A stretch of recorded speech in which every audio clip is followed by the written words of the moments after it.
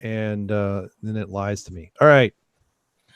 Hey, everybody, we might be losing subscribers faster than a Kentucky mother-in-law loses teeth, but we're back for episode 85 of the Fancast.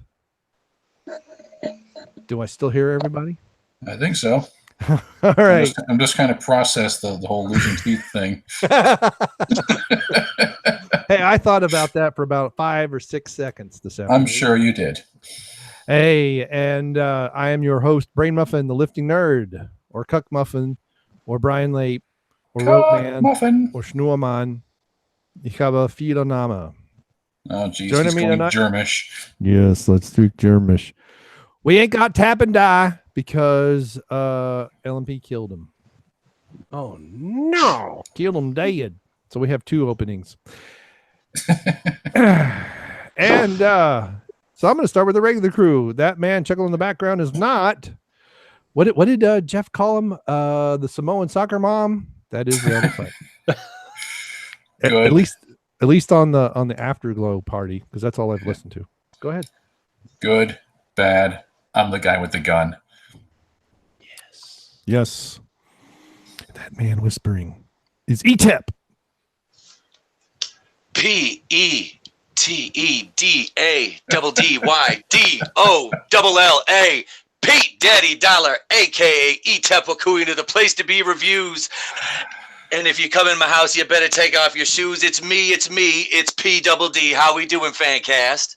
I'm here. Okay, someone's got diarrhea of the mouth. He did it last week, man. I know. That's my thing, man. That's my thing now. Oh boy. And also, hold on. I'm gonna respond to David Applegate. Also joining us,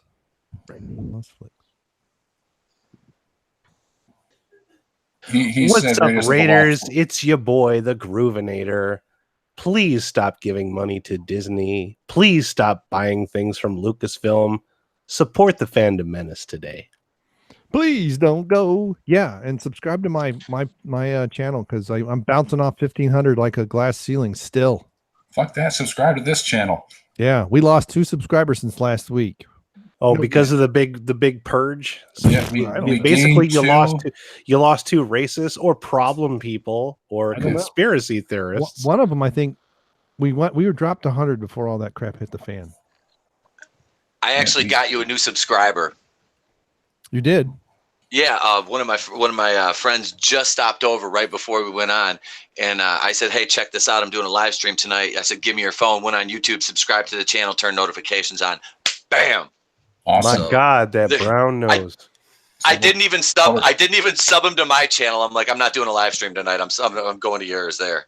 All right, excellent. So we'll probably lose it by tomorrow again, so that's fine. Oh yeah, lose 100. No. We're back to 100. It's the thought that counts. This show will destroy all of that. Yeah.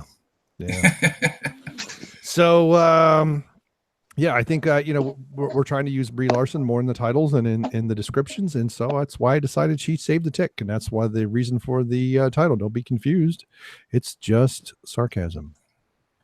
It's satire or something. It's lame satire. It is not really mean-spirited. I think this is why we've lost LMP permanently, because they're banning hate on YouTube.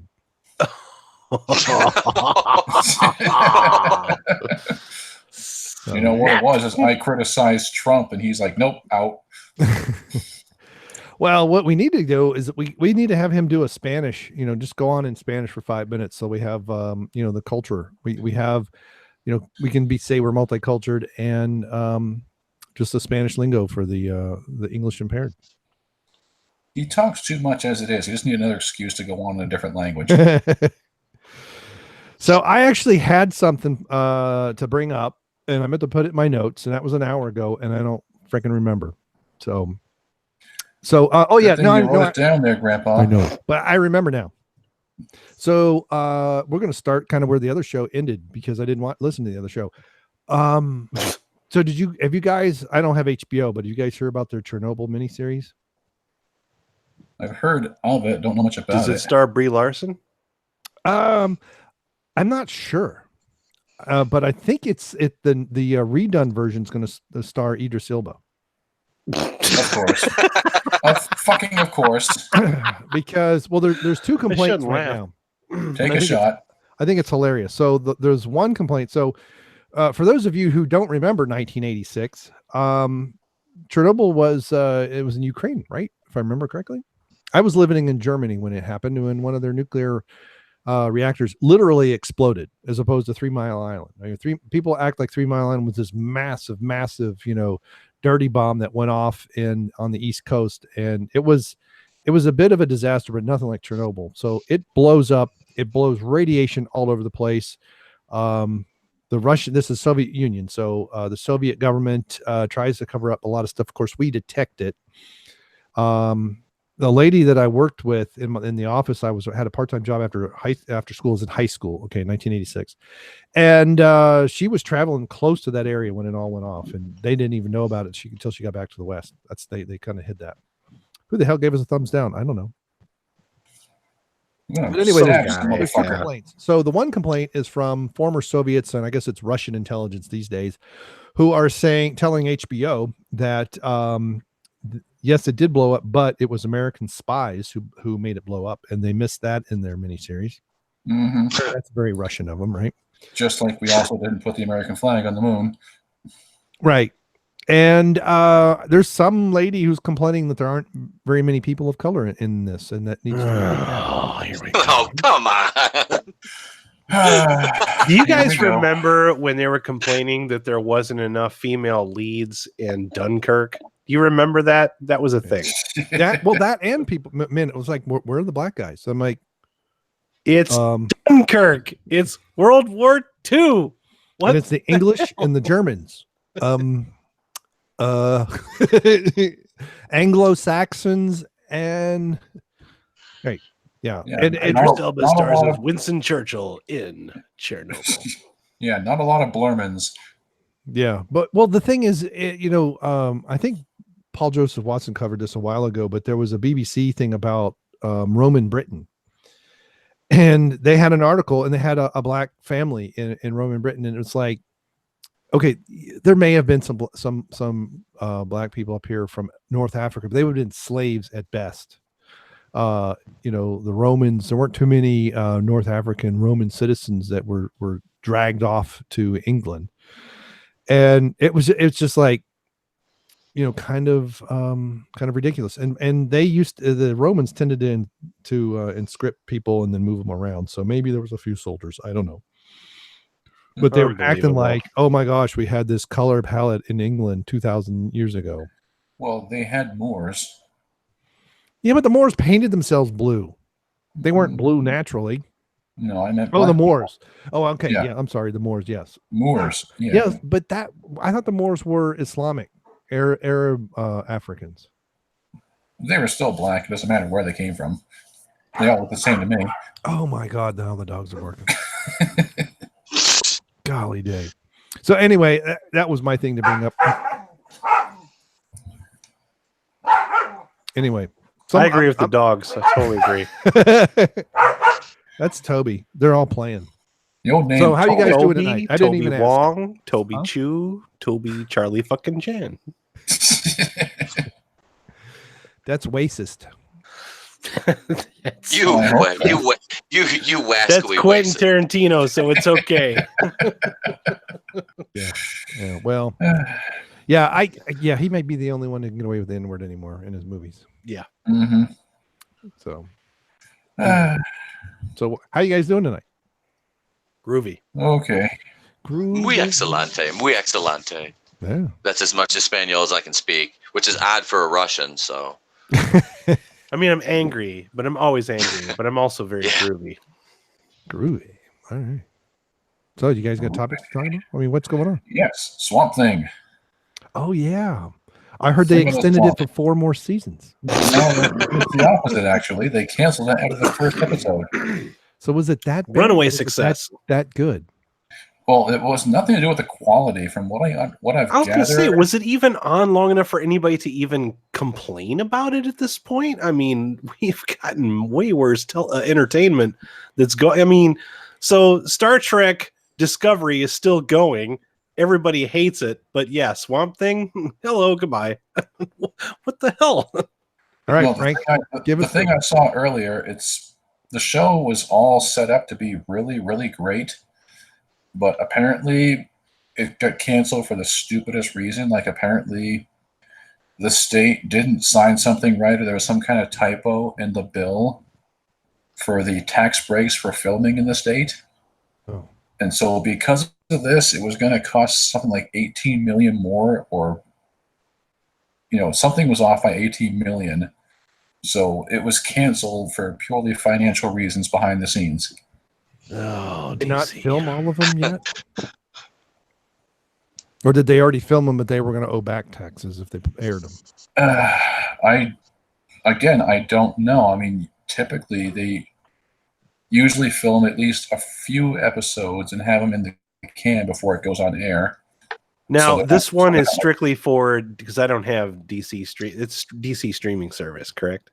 Yeah. Okay. Yeah. But yeah, all the images I've seen looked really good. It looks like he did in the comics and how he did back in the 90s, not in the second movie at least, in the TV series. So maybe it'll get picked up and saved and just move somewhere else. Maybe it'll just kind of go into development hell for a while. I don't know.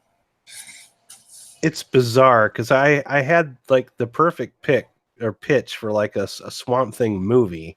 I think I remember putting it up on my website for a little while, and then I backed out because it was like the TV show was like already in development, like as I was coming up with this idea. So I didn't want it to seem like I was like, oh well, I've got an idea for something that's already has an idea. So well, go ahead and lay it on us. We got. Oh god, I'm trying to remember. Okay, who is the guy that directed Rogue One, the original director? Trying to remember his name.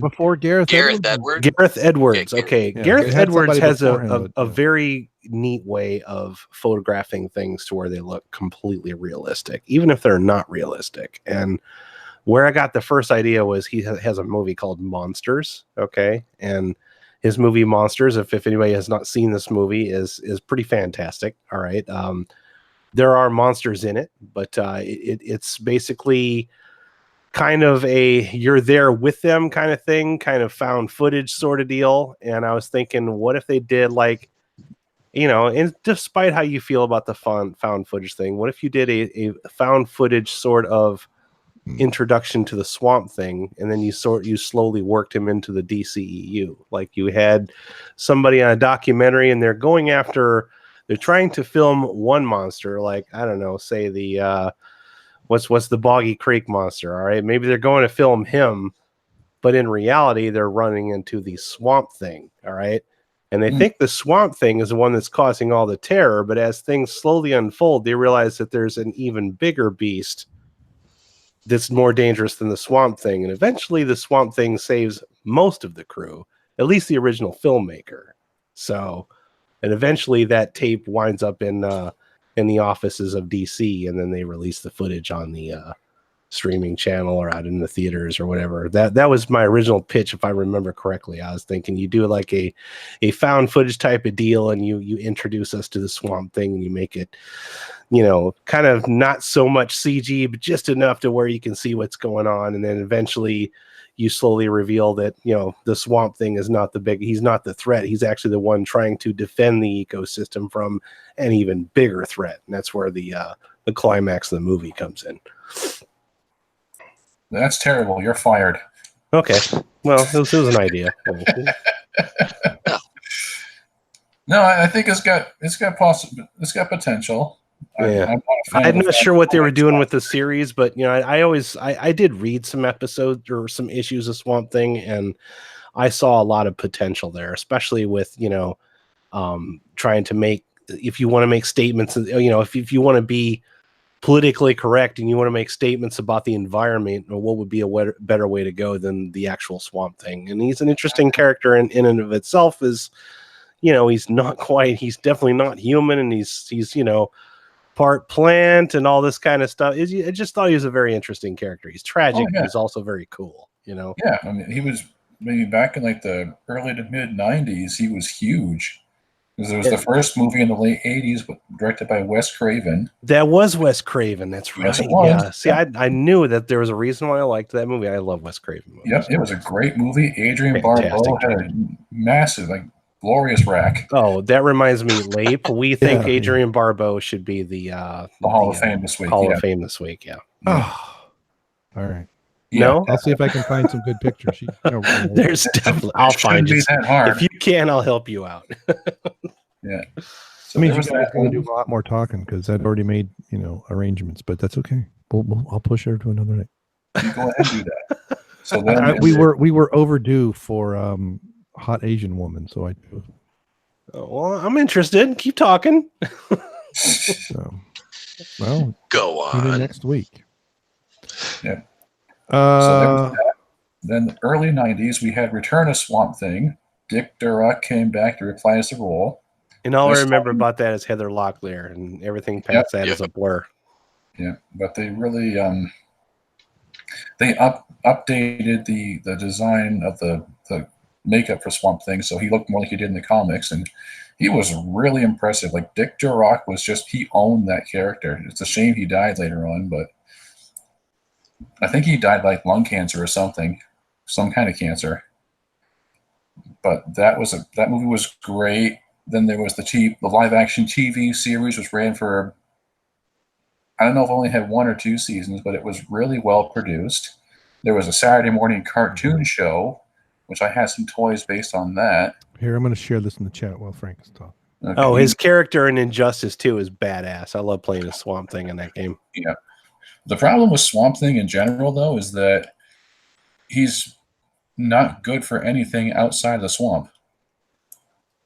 It's like the old joke about Aquaman back in the old days. It's like, yeah, he's pretty cool, but if the mission doesn't take place in the ocean, he's just going to kind of stand there jerking off in the corner.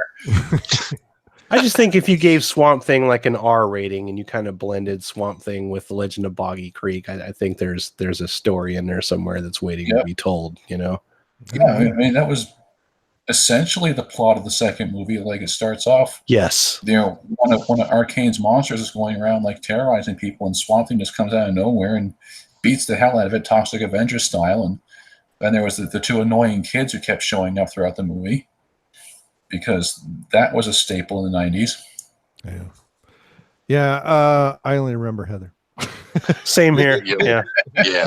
I haven't seen it since it was in the theater, so however many years. It's like you say Swamp Thing too. I'm like, huh? Yeah, Heather Locklear. Heather Locklear. And that was after what else was she in? TJ Hooker, and then Melrose Place. My other favorite show. That doesn't surprise me. Yeah. Right. So hardcore. Yep.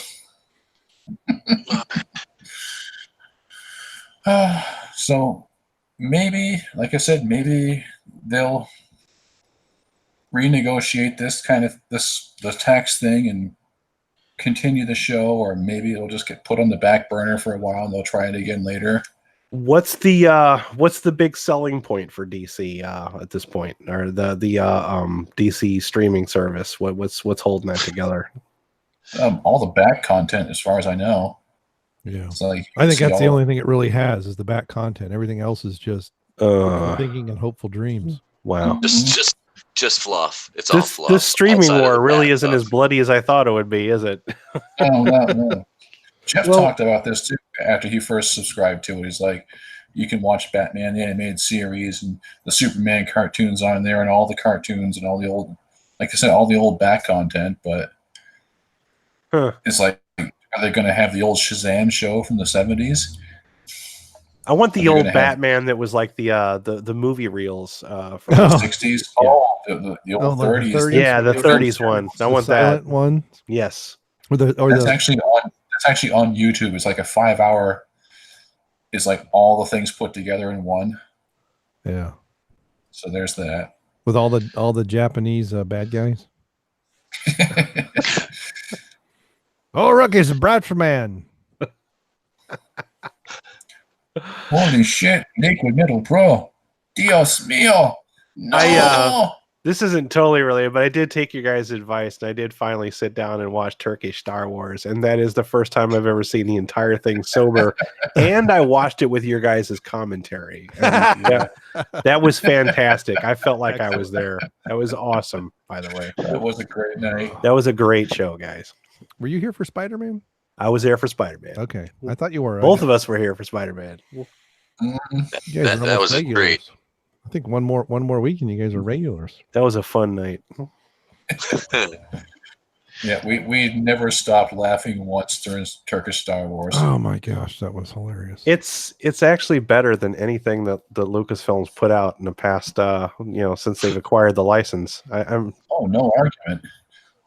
I have a feeling that episode 9 is going to borrow heavily from it. I'm getting that vibe. Have you seen the Vanity Fair spread? It looks like it's straight out of Turkish Star Wars. With the goofy horses and all that stuff. Yeah. Yes. Yep, it does that look like, hey, we're going back to Jakku. Oh no, I like this idea that they've already made a conglomeration of the original trilogy into the first 2 of the sequels. So I think this is going to be the conglomeration of Turkish Star Wars and the holiday special. Oh, you think it's going to be that good, huh? It turns out Life Day is a Muslim holiday. Well, I don't know if you realize this or not, but I still look at Star Wars toys on a regular basis because I'm a collector. I'm a huge action figure junkie, all right? And I look at stuff on a regular basis, and I'll pop in Star Wars just because lately they're producing a lot of like originals or bringing them back, and that's exciting to me because we all love those characters. We like what Hasbro has done with those action figures, and they're bringing back the skiff. It's available for pre-order, the Sand Skiff. So I don't know if this is a Return of the Jedi throwback. Not the sail barge, just the skiff that they're going to execute them off of, not the entire sail. Because I know about the sail barge, which had the big GoFundMe type deal just to make it. No, this one is a little bit more formal. It's just the skiff that they're on, the one that has the plank that comes out that they're going to throw everybody into the Sarlacc with. So I don't know if that skiff is, because I could have sworn I see them on a skiff in that damn trailer. Oh yeah, they were on a skiff. And it was fighting, and there was blaster fire and everything. So the question is how much Return of the Jedi callbacks are going to be in Episode 9? Oh, I mean, how far will they go with actual Tatooine, because they're looking for the Skywalker temple or some BS.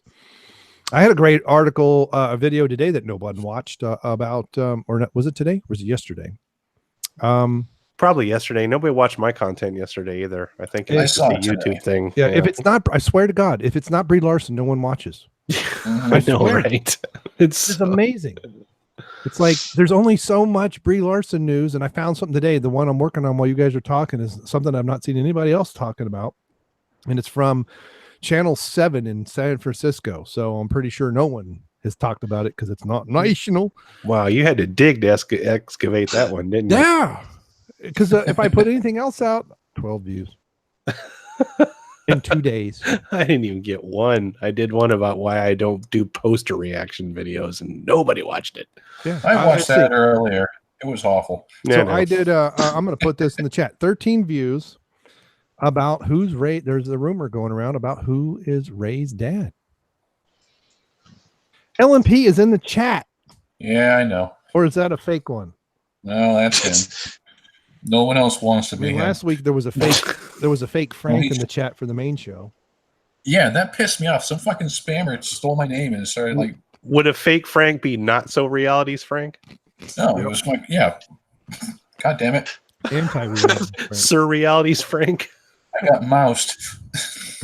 Well, apparently yesterday there was like 20 of them. Yeah, I haven't had a chance to listen live in so long. I don't even know. Yeah, I didn't get to hear the whole thing, but yeah, the chat was alternate realities, Frank. Oh, there you go. There we go. Well, now that would be a realities Frank who disagreed with everything Frank did, right? So he'd be a right wing, cross burning faggot. Whoa! I didn't know how far I could go there. I think you mean monetized. Huh? And by that I mean cigarette. You could have just said Bizarro, Frank. Jesus. He had to go there. Jesus. And this can't miss. All right. Well, ladies and gentlemen, it's been a wonderful evening. Thank you very much. No, are we're not either of you done friends yet. with Mary? I keep thinking we've had someone on here that does stuff with Mary, but maybe I'm not. Maybe I don't.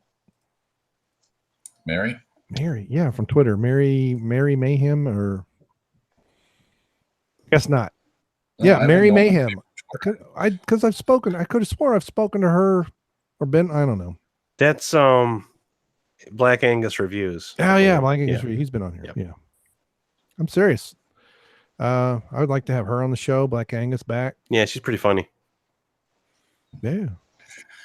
You guys seem low energy tonight. Last week, man, you were just cutting a rug. Now It's been another low news week. I mean, apart from the swamp thing, there hasn't really been a whole Well, we lot could of talk a little bit about the blatant disrespect of Admiral Akbar and the guy that plays Oh, Admiral yeah. Akbar. I did a video on that one today.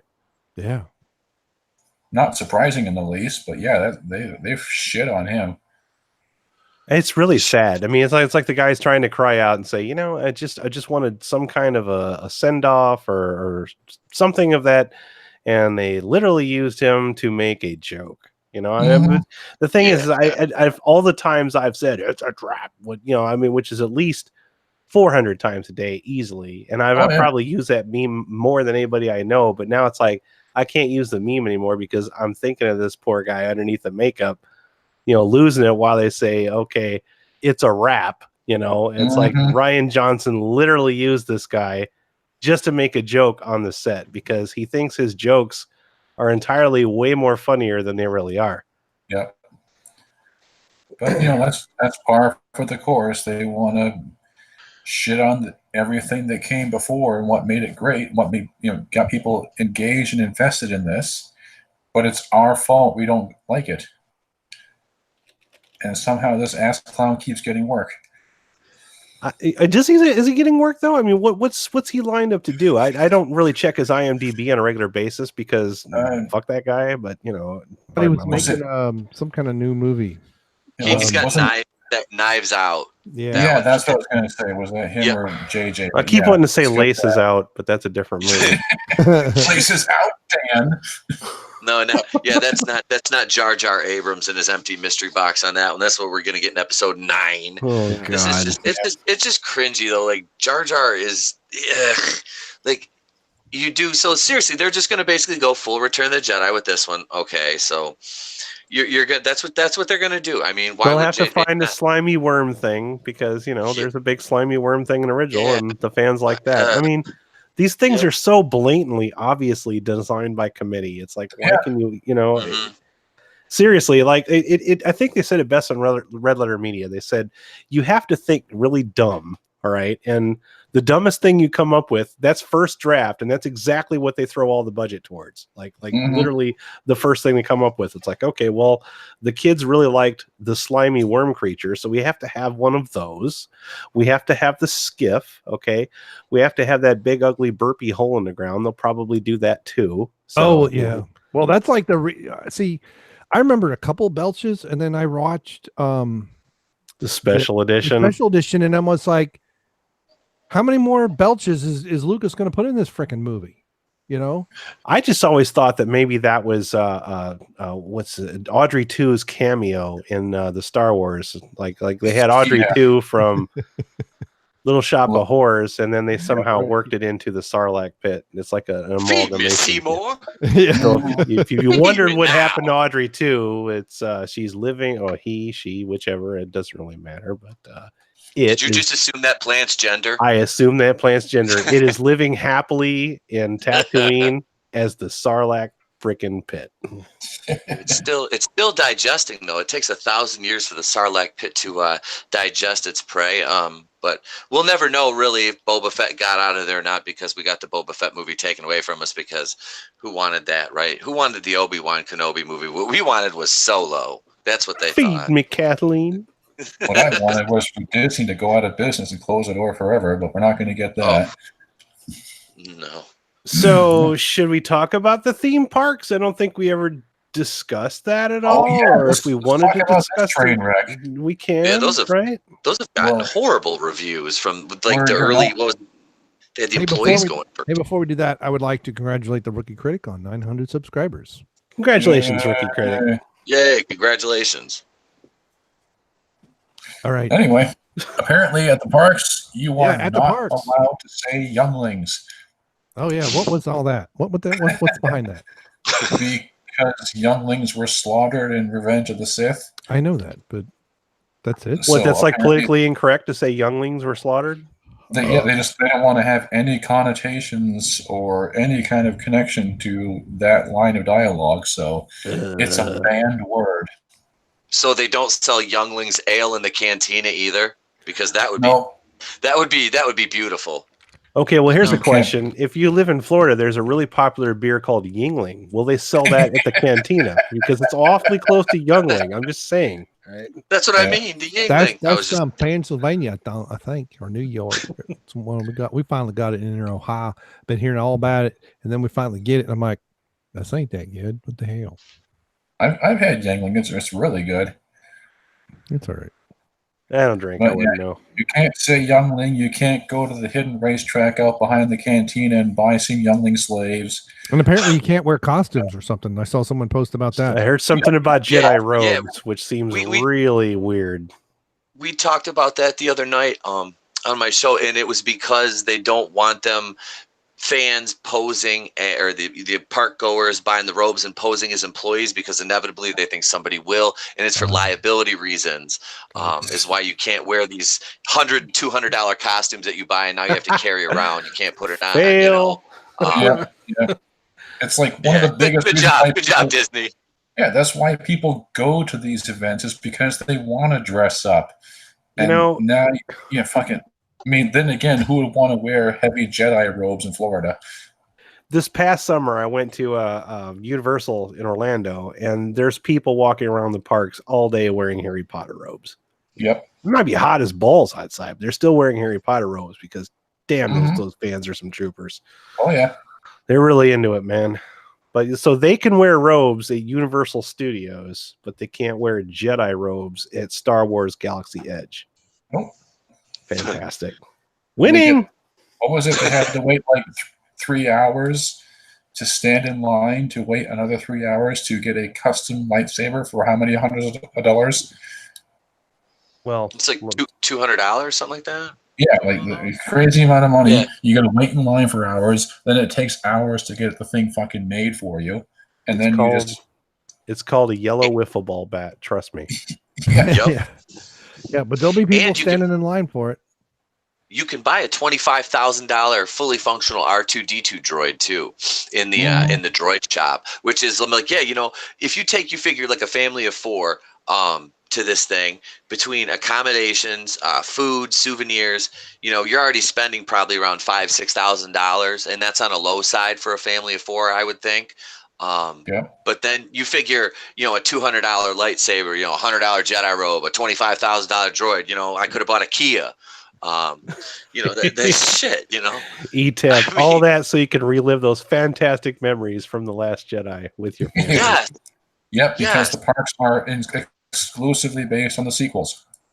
Nobody asked for that shit. They make the parks after the stuff that nobody wants, but they still make the Millennium Falcon the centerpiece of it all, which the park employees gave that a horrible review and said it was just kind of overrated, and Yeah, it's just a shitty motion ride.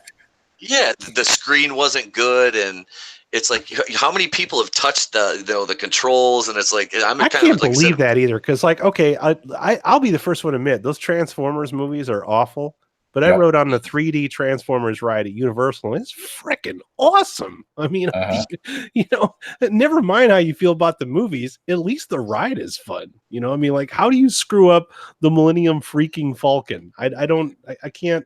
I just can't comprehend it.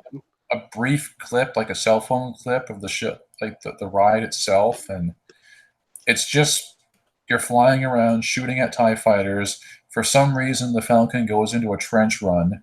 You narrowly avoid hitting something, but the thing passes by to the left of the cockpit, which means it would wipe out the entire ship. So basically what they did is they took the old game from the 80s, the one that you sit inside and play, like the trench run, and they just adapted that to a giant replica. No, they ripped off all the rides like Back to the Future from Universal Studios. You just sit in the cockpit, and it plays a movie, and the cockpit kind of rocks back and forth a little bit. So Disney's Imagineers went all out on this one. Mm-hmm. I mean, yeah.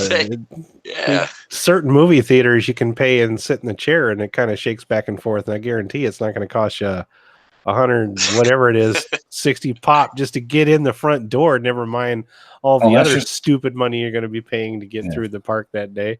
No, that's just the guy behind you getting a knob job. That's better than a hand job for Dion.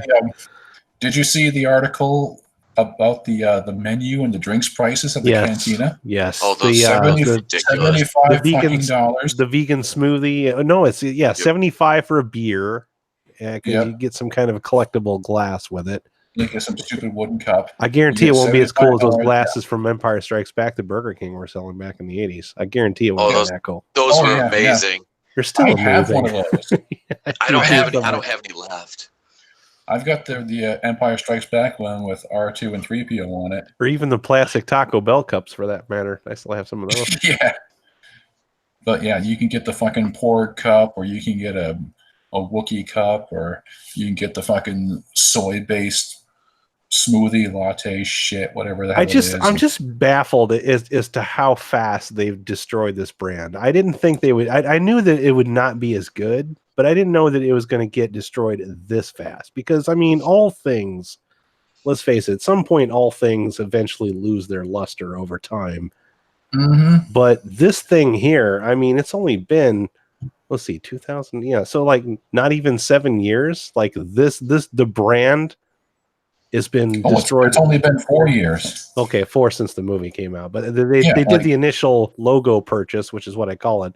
They didn't want to buy these stories. They just wanted to buy the fucking Star Wars logo so they could rebrand their own stuff and sell it under said logo. But I didn't think that they would butcher it this bad. And every time I'm not surprised, I hear something else. I'm like, who's thinking these things up? I mean, are they not bouncing these things off of like some kind of quality assurance saying, yeah, I think that's a great idea. Let's do that. Or are they just surrounded by yes men that say whatever you say, this is what we'll do. You know, like everything is so first draft with this stuff. No, Kathleen Kennedy has surrounded herself by yes women and one yes man. Oh, no, I Bryon Johnson. Yeah, I clearly remember the day that I heard it was announced that Disney had purchased Star Wars. Like, just this cloud of dread just immediately settled on me. I'm like, this is not going to be good. And I was just shocked that Lucas would work his entire life to literally. I mean, if you think back to, if you've seen the documentary Building an Empire, which is a fantastic documentary, this man literally spent his entire life trying to evade big corporations from controlling what he does. You know what I mean? Yeah. So in order to have his own freedom, he had to become his own empire. All right. And from what I understand, I mean, you can say what you think about, you say what you want about the prequels. I like them. I mean, but it's objective at that point. But his management of the brand, some people question what he does, but I mean, the integrity was always there. You know what I mean? Yeah. So it's like he made sure all of these things were the continuity. I mean, there's some plot holes here and there, yeah, but I mean, there's still one. Everything had to like basically line up, and he didn't just sign off on every pair of stupid Yoda slippers that went across his desk. I mean, he was very specific about merchandising and things like that. And my biggest problem with the whole selling is like, okay, people have pushed him enough with these prequels that now he's just pissed. And he wants to get out from under this thing that he's been a prisoner of for I don't know how long. And I think he just secretly wanted to sit and watch it burn. Well, over on the main show, they speculated that it was Disney behind all the hate on the prequels in the first place. It was like this long, drawn-out, scheme to beat George Lucas down, like destroy his morale, so that when they came knocking, he'd be willing to sell. Destroy his legacy. Yeah. Yeah, and like as I was going to say before, it like as soon as that deal was made, before the ink was even dry on the contract, Disney immediately started whoring the property out and slapping the name on absolutely everything. Like I work at a grocery store. I walk down the aisles. You just fucking there's shit. What the hell's her name? The female leader of the stormtroopers. What the hell's her name? Oh, Phasma. Phasma. Yeah, there's Captain Phasma. There's Captain Phasma Band-Aids, and like this, it's on everything that Disney could possibly slap the name on. There's Star Wars logos on bananas. Yeah. Oh yeah. Well, yeah. I think probably dull bananas, but yeah, they put it on lettuce too. Yeah, Ziploc bags and shit. Yeah, I have some Ziploc bags. They make fantastic action figure holders. Yeah. Yeah, David Applegate, Star Wars tampons. Is anything, whether related or not, that name goes on absolutely everything, so that Disney can, cash in on every last possible cent.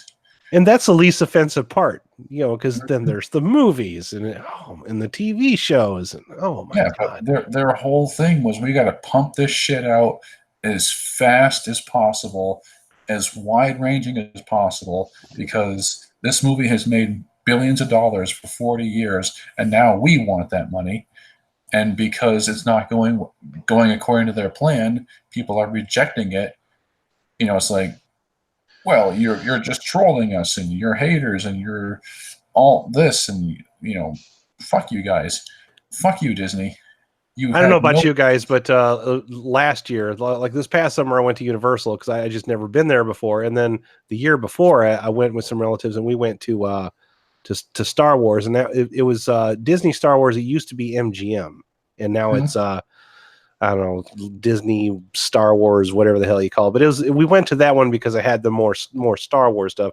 Now Galaxy's Edge was still under construction, obviously, so all I saw was what they originally had, and we saw everything there was to be seen in that park. Like, I want to say within 2 hours. Like, there was really not a lot there. There's some cosplay. You can go do some meet and greets with Chewbacca. We waited in line because one of the kids was with us wanted to see BB-8. That was the most lamest freaking thing I've ever stood in line for in my entire life. You go into a room and it's literally just a puppet, and its head moves back and forth and it beeps a couple times. It doesn't even move around. I was thinking they would at least have one of the props that kind of rolled around on the floor or something. They couldn't even do that. I mean, it was extremely cheap.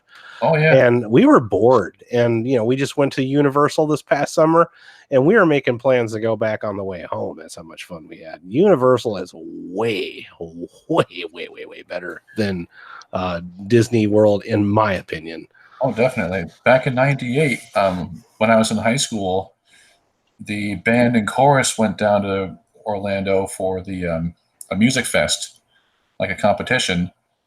So throughout the week, we went to the competition. We performed live at Epcot, which was great. We never sounded so good. And we went to all the parks, and Universal and Magic Kingdom.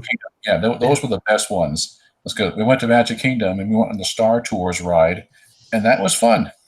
That one I haven't done yet. I haven't been to the Magic Kingdom, but I've been hearing all this news about these parks, and I'm thinking, what would things be like? And I don't know if anybody's explored this one yet, because I haven't caught all of the podcasts this past week because I've had company visiting. But what would it be like? This is a really good question. What would it be like if Universal had nailed the purchase of the Star Wars brand? Do you think it would be the same, or would it be better? If Universal had done it? Correct. I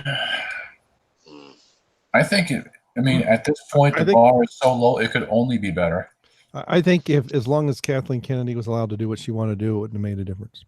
That's what I was afraid of, because I'm thinking, man, all these wasted opportunities. Now, and I know that there's a lot of like licensing issues involved with, why they're doing the sequel trilogy stuff versus the original. But I mean, still, maybe you should have waited a little while until you got, acquired those purchases, because, people that want to go to the parks and relive this stuff, I mean, they want to relive the original Star Wars stuff. And that's what we're always complaining about is, you know, us old folks, our money spends just the same as the young folks' money. If not, some of us old folks have more money squared away in places that the young folks don't have. So what the hell, Lucasfilm? No, I mean, you encapsulated the whole thing when you were talking about like going to that park. It's like you went to see Chewbacca and you were bored seeing BB-8. It's like nobody likes the sequels. Yeah, even that Chewbacca costume look at how they opened it. Yeah, look how they opened it. Right, we have the Millennium Falcon, and everything is, and this may be some of the licensing stuff, but everything about it, other than the ship, is the new stuff. And yet they bring out Harrison Ford, Mark Hamill, and Colt 45. Right, Billy D. and George Lucas. So they have the four of them on stage of this, and George Lucas looks like you know, I'm here. You know, I have my money, so why am I here? Yeah. Did they have a single actor? Billy D's got this look on his face like, my chick just got cleared. Colt Right. 45 for everyone. Yeah, all right. There's not a single actor. You don't have JJ. You don't have Ryan. You don't have Kathleen. You don't have anybody involved with the new films directly. You have remnants of the old stuff. Not, I mean, Daisy and Yabo Yaga and who plays Poe? Isaac Hayes. See, that's the thing. You can't even name Oscar them. Isaac. Nobody on stage with them.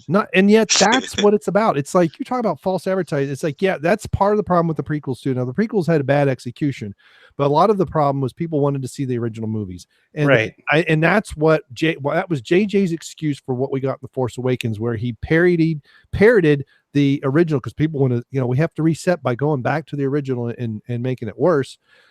And then there may be some truth to that. So I mean, part of this, the fans are kind of their own worst enemy. At the time, I agreed with it. Yeah, right. I mean, it was a horror, but it was done even worse. And then, if you believed in these movies, you would have had, at the very least, you would have had Daisy up there with them, who's supposed to be, or maybe Daisy and Adam. Now, maybe Adam was off filming, the zombies movie or something. I don't know when they wrapped on that. But there's no way Disney couldn't have paid. Let's say all the actors they wanted to get were in the middle of something. Disney has the money where they could just, throw around FU money. Say, here's $10 million. Give us Daisy for 2 days. Stop your film for 2 days. Here's $10 million that you can pay everybody, so no one has to take get no paycheck for 2 days. Flyer, commercial jet or a private jet, basically. Heck, they could just rent a 747 or something, fly her wherever they needed to, so you could show up, smile, wave to the crowd, and get back on the plane and go. But no, only the original trilogy. And that, I think, says volumes of where Disney Star Wars is. I mean, they don't even believe in it. They do not believe even in the their trailer, the teaser trailer for Star Wars, they're playing the fucking Leia theme again. And that was my first flag right there. I'm like, okay, she passed away. You're going to do this. You're really going to do this again. You're going to play up the, you're going to get, people like, what's his name on there that was crying like a baby, because they're playing the Leia theme. And you're really going to play the bait and switch of, tugging on our nostalgia strings just to get us to go in and see these idiot characters that you forgot to develop in the last movie. I would have been okay with these new characters had they even attempted to develop them. They did nothing with them. I mean, that was always my reason I loved Empire Strikes Back in the first place, is you established the characters in A New Hope, but you gave them all very important arcs in the second one. You developed those characters. You showed all those new characters exactly like you knew everything about them, just from certain scenes, the way they interacted with stuff, the way they're, Han Solo has a price on his head, and, Chewbacca is actually a tender person, and Luke's got this big dark curse that he has to live with. I mean, these are important arcs that they literally ran out of time in the last movie to even attempt to develop, because he was too busy introducing the stupid characters that he came up with, Rian Johnson. Well, you couldn't have the movie without Canto Bight. I mean, you have to. I mean, we're all dying to know what Rose is going to do. I mean, And that's the thing too. I mean, if they went with that angle, so they have the Canto Bite thing, right? And then they send Rose and Finn, of course. So we're really going with the wokeness because they there. had to give them something to do. Yep. Yeah. So they give them something to do, and they send their two virtue signaling characters out to free the space horses and to give that perfect allegory between the rich and the poor on that casino planet. And that was it was such a waste of time. And then of course Benicio del Toro, who is really good in most roles, was just DJ. Well, remember, he was in the Wolfman remake. What a waste. Oh yeah. And also, they were so focused on freeing the animals. Yep. They didn't do shit for all the slave kids. No. Like Broom Boy and all his buddies are still there. They never got freed. I mean, that's the difference. Gave him a ring. That's the difference between now and literally every Star Wars movie that's ever come out. Is I used to sit and brainstorm about where are they going to go with this, and now I have no investment whatsoever. I'm so checked out from this universe. It's like you basically screwed up the entire universe with the last movie to the point to where I'm no longer interested in where they're going to go with the 3 or 4 people that survived on the Falcon. And then the next movie you gave me was the worst, boring origin story for any character that never needed an origin story in my entire life. I mean, we all love Han Solo. We all know enough about Han Solo. We did not need to know every single last detail. And that was something I brought up on one of the World Class Bullshitters live streams. As I said, okay, you guys have all seen the Sergio Leone Westerns, right? What if they made a movie that's a prequel to A Fistful of Dollars that shows you how Clint Eastwood's character, the man with no name, why he's the man with no name, why he wears the hat that he does, why he chews these cigars, and why he has a poncho, and why he has a brace on his hand. And that's literally the entire movie. That's what Solo is to me. It's explanations for things that don't need explanations. Yeah, and it's Disney's iteration of those explanations. Oh. So, yeah. It's hipster fuel, and I hate it. And what was worse is the Alden Peckerwood, the lead, has this guy has no absolutely vapid fucking charisma. He just looks like an ineffectual wimp the entire movie. It's did we really need to see Han and Chewie shower together? I mean, hey, cool, if you're into that furry thing, you do you, boo boo. I don't care. But I mean, I didn't need that in Star Wars. I mean, I know Disney wants to pander to these weirdos, but I mean, come on, man. And then, like I said, this Alden. So I looked at his IMDb because I was talking about this the other night, and he has one project lined up in 2021, and it's a couple episodes of some TV show, and that's it. There's nothing. He has nothing going on now, really. I mean, there's nothing announced for him. It's did they really think they were gonna get something out of this guy more than one movie? I mean, were they looking? Wasn't he somebody's son or something that was owed somebody a favor? I don't know. Maybe he gave Spielberg a blowjob or something. I honestly don't know how or why he got Harvey Weinstein touched him.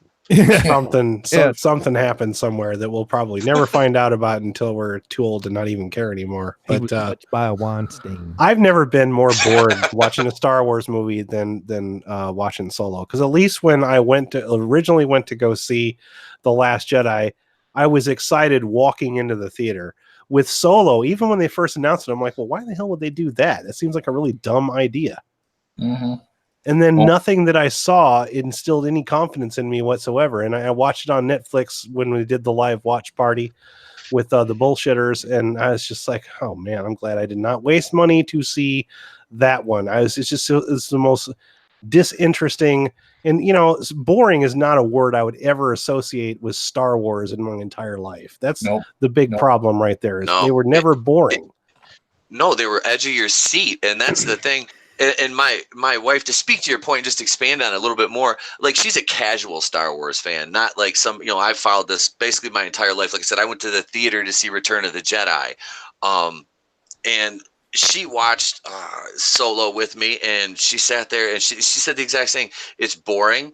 He's not that guy. Whoever this guy is not even close to looking or even capturing the panache of Harrison Ford as Han Solo. He had none of that. He was just dry and it's really more of an insult than anything. Yeah, because it's like, okay, that was like the if I'm not mistaken, the 41st anniversary of Star Wars was right around the time when Solo came out. I'm like, you're really going to symbolize the 41st anniversary with this jackass? This is what you're going to sell us, really? And that's the thing I don't understand about Disney in general. It's like, I don't understand why they want to kill off a character and then give him a backstory. Why would you do that? I don't understand that at all. That doesn't make it. You want to give me a Caste and Andor TV show? Are you fucking kidding me? Why? Hey, wait, like Black Widow? Like Black Widow? Hey, let's kill her off in Endgame. Then we get our movie, you know? Well, at least she was an interesting character. But I mean, I'm still, you do have a point, though. But yeah, it's like, why kill a character off? What's the excitement of watching a character if you know how they end? I mean, literally, it's in. Yeah. And that's the thing is wasn't the original backlash about the prequels is people didn't like the prequels, so Lucasfilm, Disney shells out $4 billion, buys this franchise, and what do? They make more fucking prequels. Why would you do that? What do you clearly had no idea in mind when you bought this. You just simply wanted to keep doing what was already in motion, and you're not even good at doing that. They just want different toy lines, as many different toy lines as they can crank out. Well, that's just it. That's the other problem with The Last Jedi. What in Last Jedi, other than the big walkers, okay, what in that movie is interesting? The bombers? Nope. The stupid speeder things that they're riding around on the Salt, not Hoth planet? I mean, there's not even any good toys that you can produce from that. The Empire Strikes Back had tons of toys that came out of that frame, and I had all of them. I did. Somebody bought my kid the big BB-8 play set that folds out into like Snoke's throne room and shit. And when he was opening the box up on Christmas, and it's like his godparents, and we're all sitting there, and he opens it up, and I look at it, and I just give him that slow head turn. I look at him, and I was like, I looked like Stewie in Family Guy. My head was like parallel to my shoulder. I'm like, how dare you? And they look at me, I'm like, how dare you bring that shit in my house? I'm like, not how the Force works. Get that out of here. I'm like, first of all, that's not Star Wars. That's like Cuck Wars. So you can get that. I know. I'm like, my kid's like, Dad, let's play with this. I'm like, no, let's throw that in the corner, and I'll go get some shit out of boxes. Hang on, we've got some Empire Strikes Back stuff here we can play with, buddy. We can get this out. So I was gonna say, you can't claim merchandising either, because I mean they did try to do a half-ass playset for Solo, and I saw it in the store. I'm like, wait a minute, they want what, $30-$40 for this? I mean, it looks like if you went on your computer and printed up some scenes and glued them to pieces of cardboard, fastened a couple of plastic toothpicks in between, and sat that up on your desk, they want $40 for that. I don't know. I think they threw it all the Orville Redenbacher figure in there with them too, or something. But you know, Disney has had the worst merchandise. Did you see that picture I posted that I found at the local job lots? They rebranded Lupin Louie as Lupin Chewie. Did you see that? No, I didn't see that one. Yeah, they fucking took the old Lupin Louie game and they made it Star Wars themed, and it's Lupin Chewie. Oh my god, this is like some special Spock helmet level merchandise. I'm talking about here. I saw this and I'm like, what the motherfuck? I had to take a picture of that. Like, this is Exhibit A to all the people who keep defending this shit. Anyways, audience, sorry about this horribly long Star Wars tangent that we took you out on. That's okay. It's not the first time it's happened. It kind of flows naturally. I get really angry when people bring up Rian Johnson, though, because all I can ever think of is when his name is brought up, the first thing I think of is just this little like this elfin type, troll, leprechaun sitting in the corner, just kind of sitting there going, That's what I think of. Every time I see his face, I'm just thinking, it's all I can think of. It's just this little, and he's just following you around like, I killed Star Wars. Fanboy. He wears a beret too. Yeah. That reminds me of a movie that I guarantee you've never seen. It's called Slaughter Claws by Charles Cullen. Watch party. Yeah, if you can find it, good luck. But yeah, like Slaughter Claws is just killing people randomly and in ridiculous ways. And he's got this demented little elf guy who just follows him around going, and tiptoeing around and being all spastic and weird. Because it's just That's like every his time I entire think role. of these decisions, I'm like, no, this was a collective effort to just completely destroy this brand so that they could just, they can basically milk whatever's left out of it, and then they could probably sell it to somebody else on the cheap, and then they won't, because that's the whole problem with Disney is they've got their fingers in so many pies that they literally cannot manage all of these things at once. So they do all of this low grade delegating to people that are not qualified to handle it, like Kathleen Kennedy. I don't care how long her jacket is, all right? So she bought coffee for those many people in that many movies. That does not mean that she understands how film is made, because if she did, Solo would have never been the financial disaster that it was. Nobody can tell me otherwise.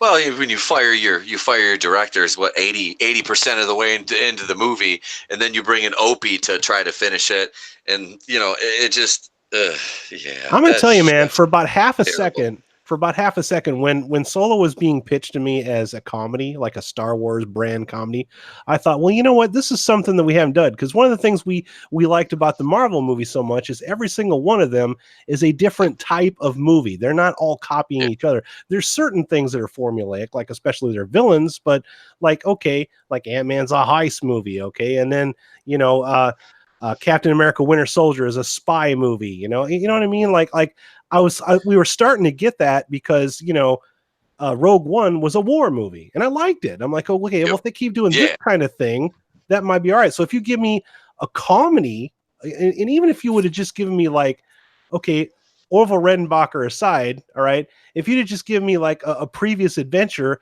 not an origin story, I don't even know where the fuck he got his name from. You know what I mean? I don't need that. Yeah. Nobody wanted that. Nobody asked for that. It was the dice. It was like none of it mattered. None of it mattered. His blaster.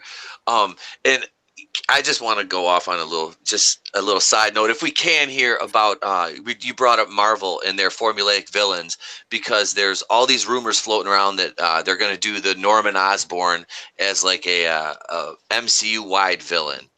And I've seen rumors that would be David Morrissey portraying him. If any of you are familiar with David Morrissey, who was the governor on The Walking Dead. Oh, that's right. That's right. I knew that name sounded familiar. And I've talked about this a couple times over on mine, and I kind of was excited to talk to you guys about this a little bit, because I'm a huge David Morrissey fan from The Walking Dead. He was like one of the best villains. Was one of the better parts of that show. Yeah, when that show was in its heyday, he was one of the best villains on that show. I will give you that, sir. Definitely. He was savage. And that's the thing, is like the parallels to be drawn between him and Jeffrey Dean Morgan's iteration of Negan in the show as opposed to the comics, is because it's funny, the governor in the comics looks like Danny fucking Trejo, and then you've got David Morrissey as the governor in the show. So, but he was just an absolute savage, and he was great. He had, the whole Woodbury plot line, storyline, and how they, went and took the prison. And that was like one of the like most heart-wrenching moments was when he killed Herschel. That was absolutely like, because I really liked Herschel's character and kind of his arc that he went through. And still to this day in that show, one of my favorite scenes is a scene with Herschel, Rick, and Glenn in the bar with those Guidos that kind of come in and they're like, hey, we're from Boas, them guys. And, they're kind of threatening him, and then they get in, Rick shoots both of them, and they use that song Regulator by Clutch in that. And it was just like, that scene was just so great. And Herschel was, him and Rick's dynamic, it was always really good. So to see his story end by David Morrissey's hand, and now we might get him in the MCU, it just kind of gives me a little more hope, because I know a lot of people I've seen are like jumping ship on the MCU. Oh, the MCU's dead. It's woke. It's this. And I'm not saying it's not, because it definitely has that cringe factor moving forward, and we see the direction it's going. But there's still little things, little glimpses of hope, like this little nugget about maybe we're going to get Green Goblin as the next baddie, like a la Thanos. No, let's not do villains that we've already had. I mean, that's one of the things that I did kind of like about the MCU is they kind of, explored characters that hadn't been, other than Spider-Man, which has been done to death and done to death and done to death, but stop giving us characters that we've already had. What I really want to see is I want to see a freaking standalone Doctor Doom movie. All right, just give me Doctor Doom, introduce him as the villain, but show us a movie through his eyes, as if he's the protagonist, as if he's right and everybody else is wrong, even if what he's doing is morally bankrupt. I want to see something like that, and I want to see Mads Mikkelsen play freaking Doctor Doom. All right, that's just I want a Mads Mikkelsen Doctor Doom movie. Damn it. So what if they did this? We were talking about this, the Falcon and Winter Soldier show, all right? And we were talking about possible villains for that, and they were using villains from the comics they were going to think about bringing in. So one of them was the Thunderbolts team. So, and we were kind of just hypothesizing about it. So what if you did like Cap or Falcon and Bucky are kind of battling the different Thunderbolts, and because I think they're going to do 6 or 8 episodes of the show, probably the first season, and they're battling the Thunderbolts all season, kind of locking them up in one of those prisons like they did in the end of Civil War that the guy they got broke out of. But you've got them in this floating prison, and you lock all the Thunderbolts up, and at the end of the season, Dr. Doom comes in, breaks into the prison, frees the Thunderbolts, and that leads into a movie, which I think would be kind of cool. Yeah, that would be cool. I can see that. Give a Dr. Doom standalone movie based off. Use that season to build it up. You don't show him. You don't even really tease him until maybe 4 out of 6 episodes in, and then you start to like this ominous presence, and then the last episode, boom, he comes in, breaks the Thunderbolts out. Next thing you know, Dr. Doom standalone movie right there. And I think that's the level of frustration between fandoms and the movie industry in general is like, okay, you and I are sitting here rapping on this microphone right now, coming up with these ideas. And all these people getting paid, I don't know how much, sitting in a boardroom somewhere, can't come up with anything at least this good. Like we're not filmmakers, and we're coming up with stories that are already like way better than what we. And also, am I not mistaken that I read some article somewhere that they're considering not calling the X-Men the X-Men anymore, or is that just some hyperbolic bullshit that I read from somebody somewhere? Well, I think it's people complaining about it. Yeah, well, it's it's people. Yeah, I was going to bring that up too. Please. Somebody's complained about it. I forget who. Phoebe Waller-Bridge. But every time you hear one of these things, you're like, that is the dumbest thing I've ever heard, and then that can't be real, and then it is. I'm asking because I wanted to do a video on it so bad because I wanted to segue into how okay, we don't want to call it X-Men now, and it's just thinking about it makes me. I mean, at this point, it's so depressing you have to laugh about it. You just fucking have to. All right, it's just and I wanted to segue into how Dark Phoenix is shocker of all shocks, not performing as they expected at the box office right now because, oh my God, did the trailers for that movie look bad? Wow. Yeah, I saw some. It's been out with Thursday, so it would think 5 million in over Thursday, but they were expecting like 7 to 9 or something. Surprised it made 5 million. And that's probably just the installed base, like people have been with X-Men since, the first movie came out in 2000 or whatever, Right. See, I was torn about that because I'm going to see Godzilla tomorrow. And I was like, if Dark Phoenix gets decent reviews, which I already kind of had the feeling from the trailers that this movie is going to be a shit show. And, like I said, every review is just like, okay, I'm just going to go see Godzilla and call it a day then. Etep Wokuian's the place to be review said it's X-Ma'am. It's X-Ma'am. It's X-Ma'am. And it's nice. I can actually be loud tonight because I got the house to myself, so I don't have my kids sleeping in the room next to my office. So yeah, it's X-Ma'am, and X gonna give it to you there. All right. Hey, look. Hey, Monica's in the chat. Hi, Monica. Hi, Monica. Does she want to join? I thought I gave her the night off. Oh. She can Monica, join for the last. Where are we? It's 9:45 for the last 15 minutes. Well, 20. Well, we didn't start on time. So what are we? What? Frank, official timekeeper, wake up. We literally put Frank to sleep. That's sad. Oh, so I'm not the only one who doesn't hear him. Woohoo! Of course, if Monica joins, I'll have to reset because then I won't hear her anyway, or I won't hear somebody. No, we don't hear Frank at all. Oh wow! No. I didn't mute him, honestly. I got no strings to hold me down. Frank, if you can hear us, set off 3 smoke signals. Slowly. He's muted. No, he's muted. Monica said, "No, I'm good." All right. Yeah, I mean, I think Stephanie. We've had a few women on here. I'm trying to get like Jesse or Anna to join us once, but I think they're rock stars. They're not. Yeah, that and they had enough of me at Star Wars Celebration for the rest of the year. I think. Really? Yeah. Yeah. There's only so much channel dad one person, anybody under 30 can stomach. Only so much channel dad to go around, yeah. No, there's only so much channel dad people under 30 can take. Oh. And then they're like, "Oh my God, you're just like my dad," and I don't want to be reminded of that. Do you tell dad jokes too? No. Oh, okay. No. See that I'm lucky. I'm like a youthful 39 yet. So I mean, but I have like I spend my days like outside of like doing laundry, and I'm responsible for my mini. It's like that's the basis of my responsibility. My wife comes home from work, she's like, "Well, the kid's alive today." I'm like, "And I cooked." It's like a bonus. I did laundry too.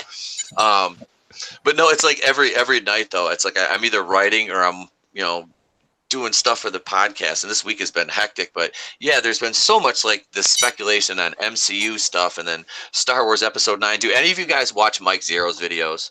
No. I don't. No. Okay, so I unfortunately stumbled across one yesterday, and it was about it's back to Star Wars now, about like them Rey and Kylo in this lightsaber battle, and then bouncing around to like different backdrops, like, and all I could think about was the old cartoons where they would like get into like a time travel thing, and they would show up in like different cartoons from the same company, like the Flintstones would show up at the Jetsons and stuff like that.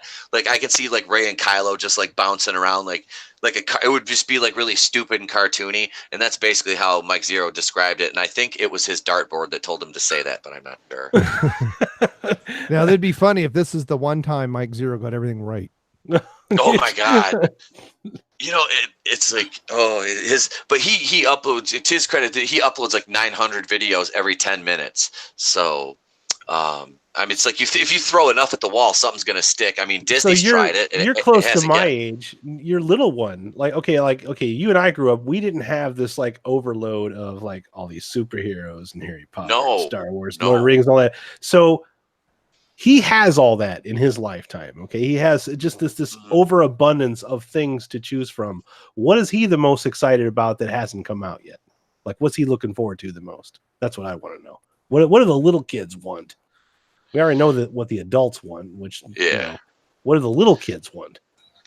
Dude, it's funny. Like mine, like he's still like, he doesn't really grip to the new Star Wars as much as he does the old stuff, because his favorite so far, and he was him for Halloween, was he was Darth Maul, because he loved Darth Maul. That was like, and I'm like, all right, man, I like that, I'm like, as long as you're not, but we had to put a mask on him because he got like sick, so I had to he had a Kylo Ren mask somebody got him for Christmas, and we had to put that on him. So I'm like, damn it.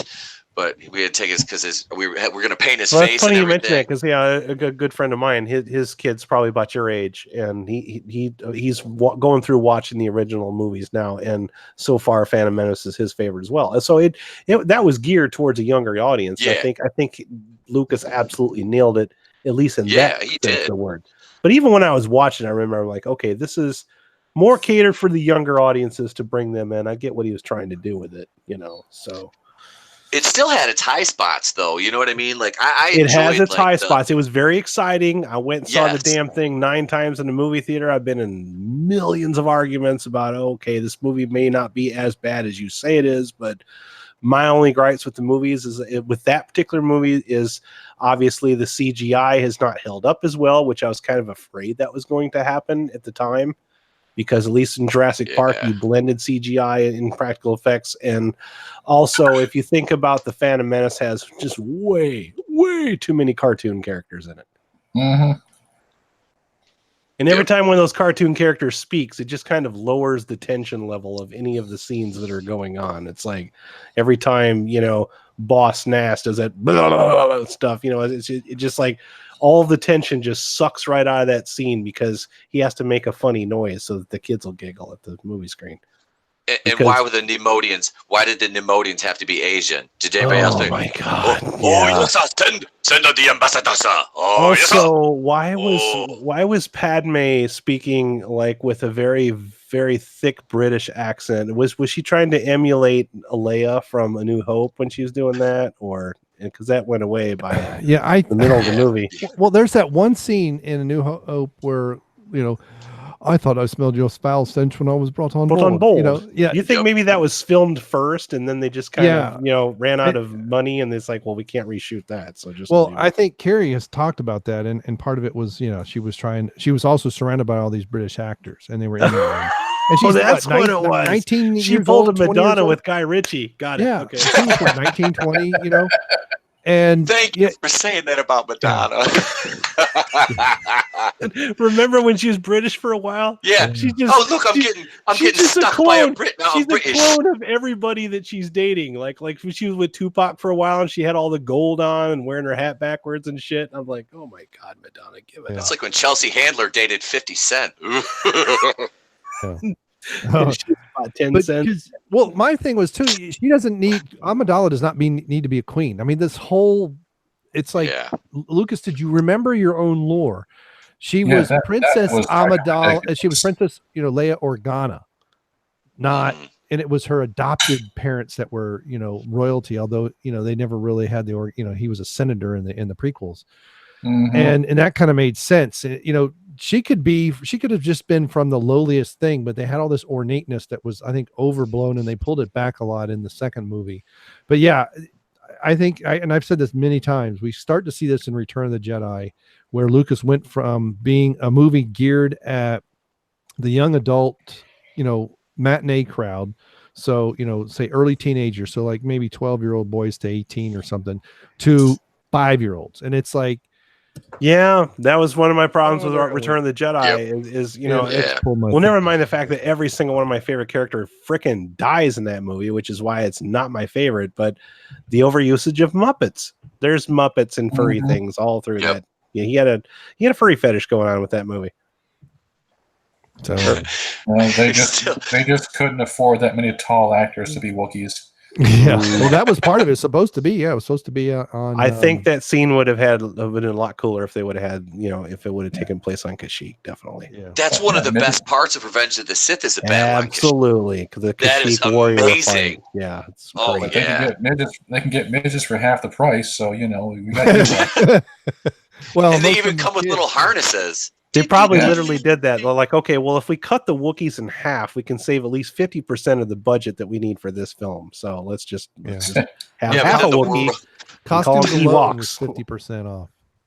Well, that's not too far from the truth. You guys seen Battlestar Galactica? Have you ever noticed that all the screens in Battlestar Galactica are like octagons? Like they never have a full square of anything. And somebody was asking them about that once. They're like, well, that's because we were told to cut corners when we filmed this. So literally, when you watch that show, there are no corners on anything. Deep about the TV cuts for y'all. The 70s or the reboot? The reboot. Yeah, I like the reboot. Now there was a reboot that was good. Thank you. And thank you. Even though we had diversity casting, it didn't feel like diversity casting. Correct. Yeah, because I know that Starbuck was a really tough sell, but I think it only took me like maybe 2 episodes to like really latch onto that character. Yeah. And I am a huge Katie Sackhoff fan because of that show. Yeah, she really brought it in that movie, and she did her own thing too. When that show was first on, my wife wouldn't watch it because she liked Starbuck from the original. Oh, Dirk Benedict. Yeah, and somewhere along the line, I started watching it again. It was on Netflix, a few years after it finished. And she sat down, she was like doing laundry and was down here, saw me, and I was, on the computer plus sort of watching. And she sat down and started watching. Next thing she's like, I actually like this. I told you would like it. It takes a minute, but it really gets its hooks in you early, and that's what you'd ever expect from a good site. Yeah, some things you can reboot, and you can still, and that show still found ways to respect the original stuff. Like you would occasionally see the original Cylons walking around, and it respected the source material and expanded on it. It didn't try to piss on anything, like Cobra Kai. Or for that example of the reboot of It, I think was fantastic. It 2017, and I'm really that's probably the one movie I'm the most excited about is It Chapter 2. So, but when you do what Disney did, this is what we get, and this is why eventually there'll be 9 people that like it. And I'm still convinced it was all a power trip by Kathleen Kennedy to destroy. Oh yes. That anybody that's listening, for the few people that are listening, please stop spending money for these live action reboots of Disney. Please, for the love of God, these need to stop. Oh, my wife's going to drag us to see The Lion King. When I looked at her, I was like, are you out your damn mind? She's like, I want to go see it. It looks so cool. I'm like, they didn't need to make it. They didn't need to make it. Like, I'm like, I have to drive like 70 miles tomorrow to go to a good theater to watch Godzilla, because my local theater is still playing goddamn Aladdin, and I'm not going to see Blue Will Smith. Hashtag not my genie, baby. Hashtag not my genie. Not my genie. No. Haha, hey, clean rap. Hashtag not my genie. Hashtag not my genie. I'm going to start that in the chat right now. Hashtag not my genie. Oh, my God. Yeah. No, I don't. When are they going to do a live action reboot of Song of the South? That's what I want to know. No. No, but see, it'll get rebooted and it'll be, against some white, cisgendered. So the bad guys will be white, cisgendered, Christian preachers or something. There's no way in this universe that Uncle Remus can even exist. Not even as a reimagining. It's just not gonna happen at all. Does anybody remember that old movie with John Travolta, White Man's Burden? Does anybody remember? No. Really? No. None of you guys have seen that one? It's like a whole flip flop thing on the black and white allegory. I remember the boy in the bubble. The Bubble Boy. Hey, there's no moops. It's Moors. That's a misprint. That's a different Bubble Boy. Yeah, that's a sign. I just went Seinfeld on that one. But no, John Travolta's this movie called White Man's Burden. Yep, it's old. That's I remember old. I watched. I watched that. I was like a sophomore in high school, and then again later on, I was like, man, this is just kind of a crazy, like, that whole, I don't know, it's just weird the way they make these movies back then. You look at them now and it's like it's a completely different thing. I don't know. It's just they're not trying anymore. There's just I just remember growing up in the 80s and like every week there was some crazy thing coming out and it's like, oh man, I can't wait to see that.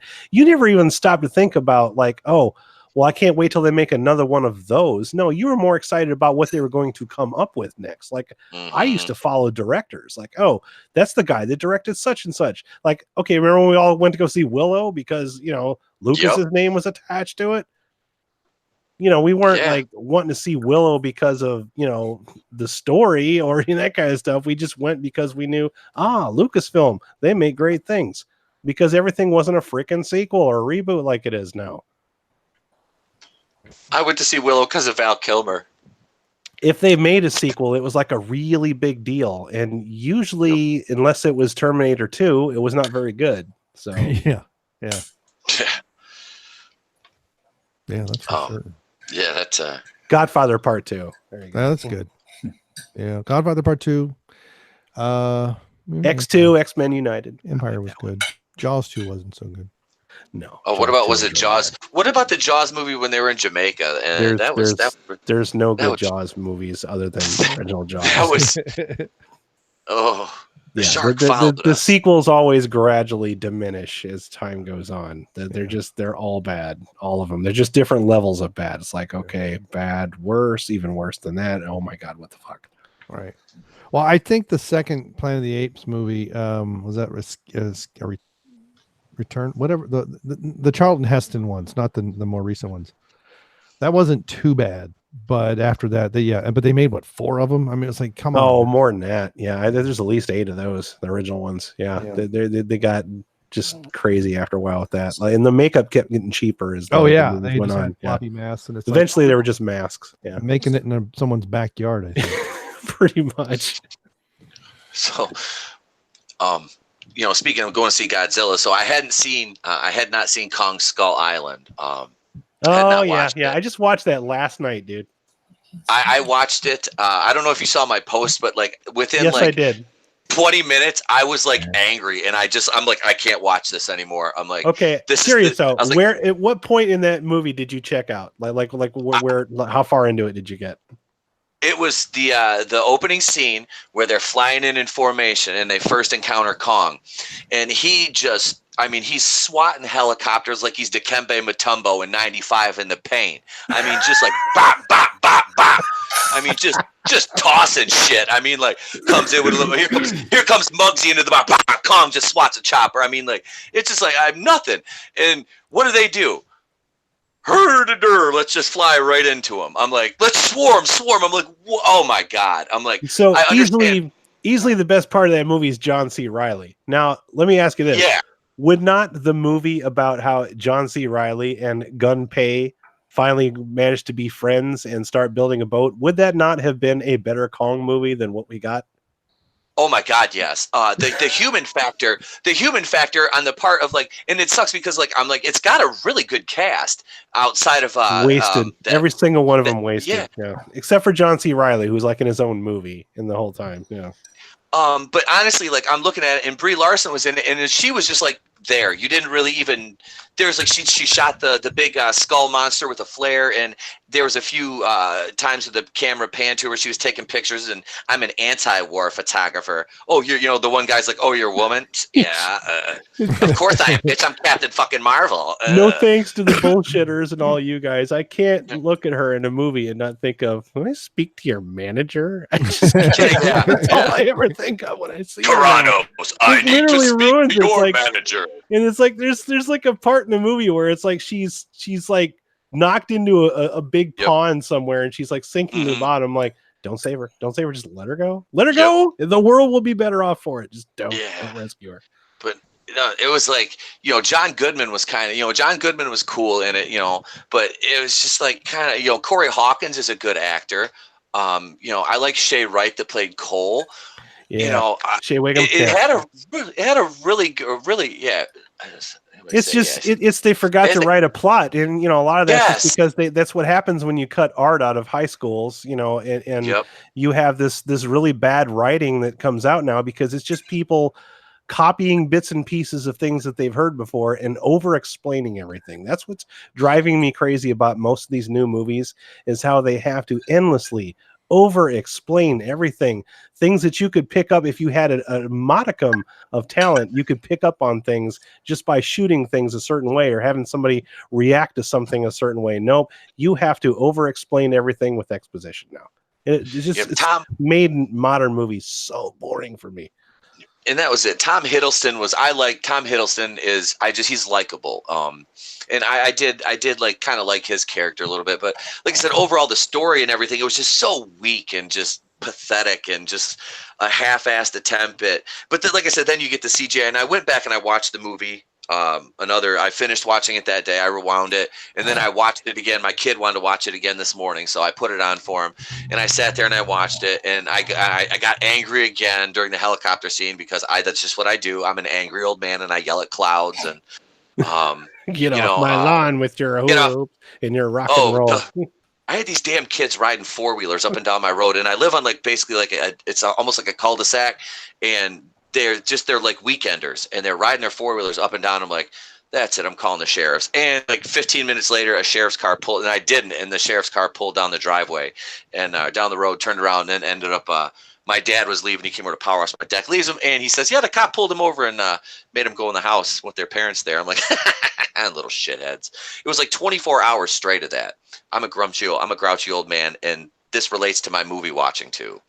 So I got angry, but it just, like you said about the story, there's no story, there's no development. You could have taken John C. Reilly, made it its own movie, and it would have been twice as entertaining as what we got. The only thing I'm going to give Kong Skull Island one thing. At least there are people walking around on an island. There's one thing that drives me batshit crazy about most monster movies in general, and you'll know this if you've watched any movie by the Asylum ever, all right, is whenever you have a big monster movie, your cast spends most of its time in a room talking to monitors.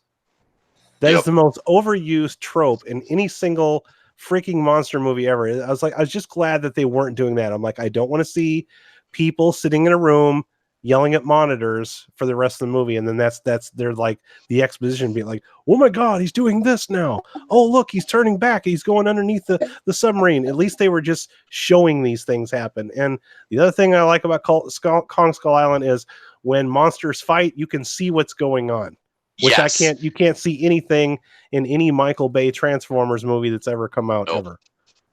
no, that I was just gonna say too. I can give it a little bit of praise with the monster fight scenes and the Kong CGI and like the skull crawlers. The cinematography was good. The use of the soundtrack and the music. Of course, it's a Vietnam movie. It's got Credence, which is amazing. It took place in Vietnam, so they did not have any reason to be sitting in a room staring at monitors. Thank God for that. Yeah, and I still have Creedence Clearwater 8-track, so I am and vinyl. But yeah, I'm a. But yeah, needless to say, I like the soundtrack, but that did add something for me. But overall, it was what it was. I hope Godzilla is a little bit better than that. I'm just kind of going in.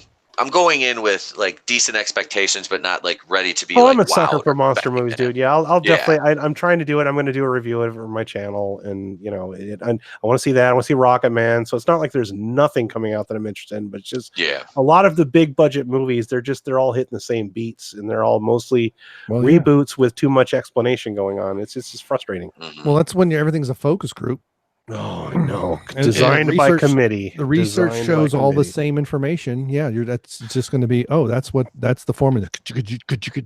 They all get the data from the same idiots who've never made a movie and probably never actually talked to any real audience members. But I think it was Jim Sterling that said it best when he was talking about the Sonic the Hedgehog trailer. He's like, I don't understand why they do this. It's like, you literally have the rights to the independent property. Why don't you do what the independent property has done to make that thing successful? Give the fans that spend the money for that intellectual property what they want. Stop taking everything and redesigning everything by focus groups and completely deconstructing what has already come before, because it has never worked in the history of history itself. I agree with Jeff. Yeah. Jeff. Yeah, I agree. Thanks. Hey, Chris Wicks, you're just in time for the end of the show. Yeah. And that review of Kong Skull Island was brought to you by the letters Q and G. And the number fuck. And code 45. the number 42. How many helicopters did King Kong knock down? All of them. Oh, Monica left. Oh, sorry. So sad. Yeah, one of the things that David put in the chat too is apparently there's a thing where Ron Howard wants to remake Willow with George Lucas. Why? Who's asking for that? Yeah. Who is? I want to know. These guys want to do these things. Do they really stop to think? Do people that go and spend money for movies want to see these things, or do we just secretly want to see these things? I don't know. But they're $2 billion. Yeah. Not $2 billion. Okay. You got any more topics, Frank, or are you about to fall asleep? I think we're just kind of beating the horse here. Beating something. Yeah. You were going to mention something about Rob Schneider. Well, that's in the outro. If I can actually get to it this week. Yeah, we can. We can close it out. It's getting to be quarter after, and so I made Andrea, whatever the heck her name is, Adrienne Barbeau. Yes, she's the Hall of Fame this week. Yes, so she's the Duke Squeeze. Yes, I want to thank everybody who has joined us during the live stream, and please subscribe if you haven't, and spread this channel all around your social medias. We've been at this nearly 2 years, and I was thinking, Frank, it's either today or let's see, maybe I could get a sentence out if I was half interested. Hold on, bear with my slow computer. Okay. This has been brought to you by Macintosh. Look, you find me a 9-year-old Windows machine that someone's still using. I'm on it right now. So June 10th. So June 10th, 2017. So that would have been today. So today would have been 104 if we weren't a bunch of slackers. So we're not going to hit another 100 for another 3 or 4 months. But that's of numbered episodes. But yeah, 2 weeks ago or 4 weeks ago, it would have been episode 100. Yeah, if you want to go, listen to some cringe, go listen to those first few episodes, especially the first ones, just Kendo and I, and we don't know what the heck we're doing, and it shows. Yep. And we may still not know. All right. But yeah, follow us on Twitter as the Fancast, and it's the fancast at gmail.com if you want to. And don't forget the E on cast, because we're not worthy. All right. So I have been your host for episode 85, as always. Brainmuffin, Bryon Lape. Check out my channel. Really, I'm like 6 shy of 1,500 or something like that. It's just insane. It's like it goes up. I was within 3 a couple days ago, and then I lost people. I don't know why. I had one day where I didn't come out with any videos and lost 6 subs in one day. I'm like, I put out as much as I can, but I don't always get to it. It's all them racists that are subscribed to your channel being purged. Yeah, probably. I do need to get some more. I did have another brewery find one of my beer reviews. Terrapin found one, and that's like 3 now down in Atlanta. And apparently next time I go down there, I'm going to have to, I think I'm contractually obligated to tour the facilities now. So with us tonight, and we'll go in reverse order. Joining us tonight, and perhaps more often, Raiders.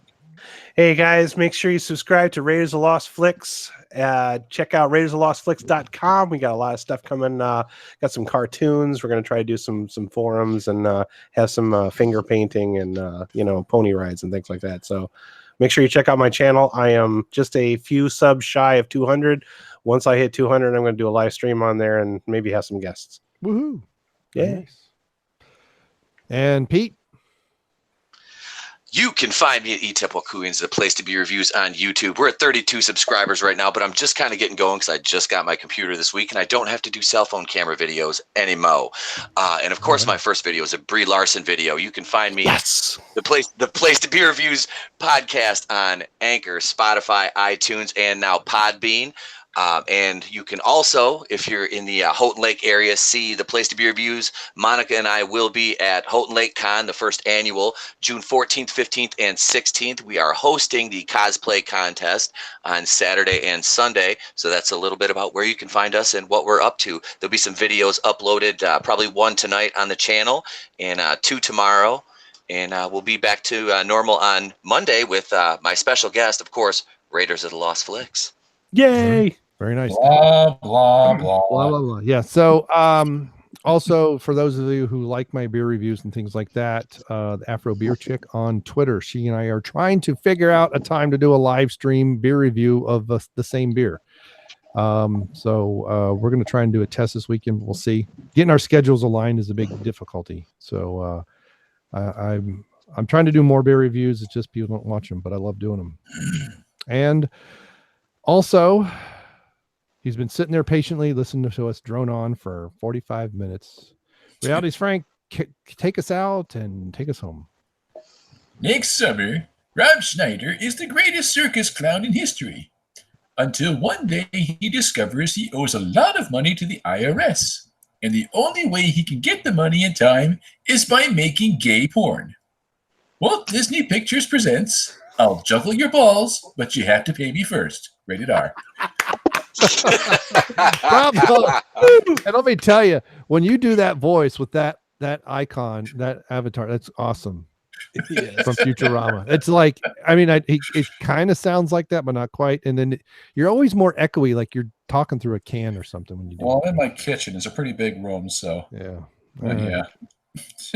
He's in an echo chamber. Yeah, he's in an echo chamber. He's an echo chamber of one. All right. Like I said, thanks everybody for a good Friday evening. Next week, I will be at the Jungle Jim's Beer Fest, so I don't know what we're going to do. Maybe we'll do a watch party early if we can or something. We'll chat amongst ourselves. If not, we will see you in 2 weeks. Good night. Sleep tight. Give us your goddamn money. Happy Friday. Don't let the man get you down. Au revoir. Auf Wiedersehen.